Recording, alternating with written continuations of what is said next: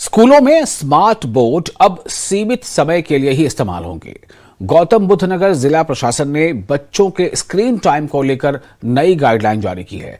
छोटे बच्चों के लिए 30 मिनट और बड़े बच्चों के लिए 60 मिनट की सीमा तय की गई है। मकसद है पढ़ाई के साथ बच्चों की आंखों और सेहत का भी ख्याल रखना।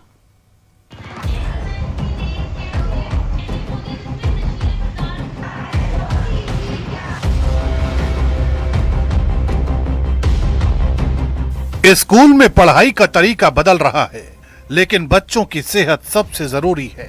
गौतम बुद्ध नगर में अब डिजिटल बोर्ड के इस्तेमाल का समय तय कर दिया गया है। प्राथमिक कक्षाओं में अधिकतम 30 मिनट, उच्च प्राथमिक में 60 मिनट। प्रशासन को लगातार बढ़ते स्क्रीन टाइम को लेकर शिकायतें मिल रही थीं। कई बच्चों का रोज का स्क्रीन टाइम 4 से 5 घंटे तक पहुंच गया था। अब पढ़ाई में डिजिटल और पारंपरिक तरीकों के बीच संतुलन बनाया जाएगा।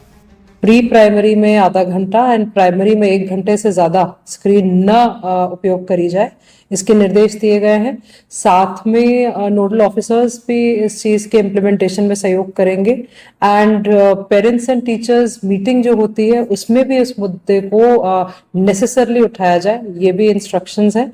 और साथ में एवरी क्वार्टरली बच्चों का आई टेस्ट जरूर हो, क्योंकि अगर बच्चे की आंख में पावर है और वो चश्मा नहीं लगाएंगे एंड वो स्ट्रेन स्क्रीन का बढ़ता जाएगा तो पावर एक्सपोनेंशियली इंक्रीज होगी। सो विद दिस हम लोग साइंस में जैसे जैसे तरक्की हो रही है वैसे वैसे वी नीड टू इंश्योर कि बच्चों की हेल्थ प्राइमा फेसिया सबसे इंपॉर्टेंट चीज बच्चों की हेल्थ है, उसी को देखते हुए ये स्टेप्स उठाए गए हैं। नई व्यवस्था में डिजिटल बोर्ड सिर्फ जरूरत के मुताबिक चलेगा। कठिन विषय समझाने के लिए वीडियो या डिजिटल सामग्री दिखाई जा सकेगी, लेकिन लिखने और अभ्यास के लिए बोर्ड का इस्तेमाल होगा। स्कूलों में 20-20-20 नियम भी लागू होगा। हर 20 मिनट स्क्रीन देखने के बाद बच्चों को 20 सेकंड तक दूर देखना होगा। इसके साथ डिजिटल जीरो डे और खेलकूद जैसी एक्टिविटी को भी बढ़ावा दिया जाएगा, यानी पढ़ाई भी होगी और स्क्रीन से थोड़ा आराम भी मिलेगा। छोटे क्लासेस हैं उनको 30 मिनट का स्क्रीन टाइम रखा गया है। जो बड़े क्लासेस हैं उनमें 60 मिनट का टाइमिंग रखा गया। हम इस समय ग्रेटर नोएडा के स्कूल में मौजूद हैं। आप देख सकते हैं यहाँ पे बच्चे और मैम जो है डिजिटल क्लास और ब्लैक बोर्ड के माध्यम से जो है बच्चों को पढ़ा रही हैं। अब इस जो ये डिजिटल क्लासेस है इसको अब जो बड़े बच्चों के लिए 60 मिनट का रखा गया। आप देख सकते हैं साथ में जो बोर्ड का इस्तेमाल है, जो ब्लैक बोर्ड और ग्रीन बोर्ड होता है उसका इस्तेमाल भी जो है स्कूलों में किया जा रहा है। अब उसको अनिवार्य कर दिया गया है, क्योंकि जो बच्चे हैं लगातार जो स्क्रीन टाइम उनका बढ़ रहा था, जिससे बच्चे जो है कहीं ना कहीं जो है चिड़चिड़े हो रहे थे और उनकी आंखों पे भी इसका असर देखने को मिल रहा था। बिल्कुल सही आदेश है, इस समय पूर्ण रूप से सहमत हूँ, क्योंकि अधिकतर विद्यालय और गवर्नमेंट विद्यालय में भी बहुत फोकस है आजकल डिजिटल लिटरेसी के ऊपर कि हम स्मार्ट बोर्ड से पढ़ाएं। बट स्मार्ट बोर्ड सभी के लिए उत्तम नहीं है, कुछ बच्चों के लिए तो हो सकता है। उसके साथ साथ हम लर्निंग बाय डूइंग, जिसे हम LBD के नाम से भी जानते हैं, एक्टिविटी बेस्ड व्हाइट बोर्ड का यूज, या जिसके यहाँ ग्रीन बोर्ड है तो ग्रीन बोर्ड का यूज करें और एक्टिविटी बेस्ड शिक्षण ज्यादा हो। यही नहीं, बच्चों की आंखों की नियमित जांच होगी। हर 3 महीने में जांच कराई जाएगी। इसकी जानकारी अभिभावकों से साझा की जाएगी।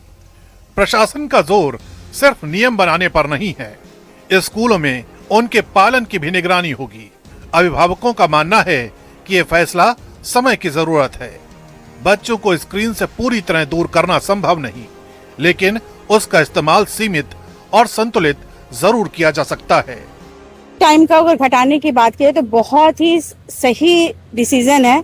इनफैक्ट ये बहुत पहले भी ले लेना चाहिए था, क्योंकि स्क्रीनिंग टाइम बच्चों का कोविड के समय से बढ़ गया है और बच्चे आज के डेट में छोड़ना ही नहीं चाहते। स्क्रीन टाइम इतना ज्यादा है कि बच्चे का जो मतलब एक्टिविटीज है वो एग्रेसिव मोड में जाने लगा है। ये बहुत जरूरी है। आज के टाइम में बच्चों की मेंटल और फिजिकल हेल्थ इतनी अफेक्ट हो रही है स्क्रीनिंग टाइम की वजह से। बच्चे मतलब डेवलपमेंट ही नहीं हो रहा, उनकी मेंटल ग्रोथ ही नहीं हो रही है। सब कुछ उनको ऑनलाइन मिल जाता है, वो अपने आप से कुछ एफर्ट ही नहीं करना चाहते हैं। डिजिटल पढ़ाई आज की जरूरत है, लेकिन हर चीज स्क्रीन पर नहीं हो सकती। शिक्षक भी मानते हैं कि कुछ बातें वीडियो से आसानी से समझ आती हैं, जबकि लिखने और अभ्यास के लिए पारंपरिक बोर्ड जरूरी है। इसलिए नई गाइडलाइन का मकसद डिजिटल पढ़ाई रोकना नहीं, बच्चों के लिए एक बेहतर संतुलन बनाना है। पढ़ाई भी हो, आंखों को आराम भी मिले और बच्चे किताब, खेल और अपने आसपास की दुनिया से जुड़े भी रहें।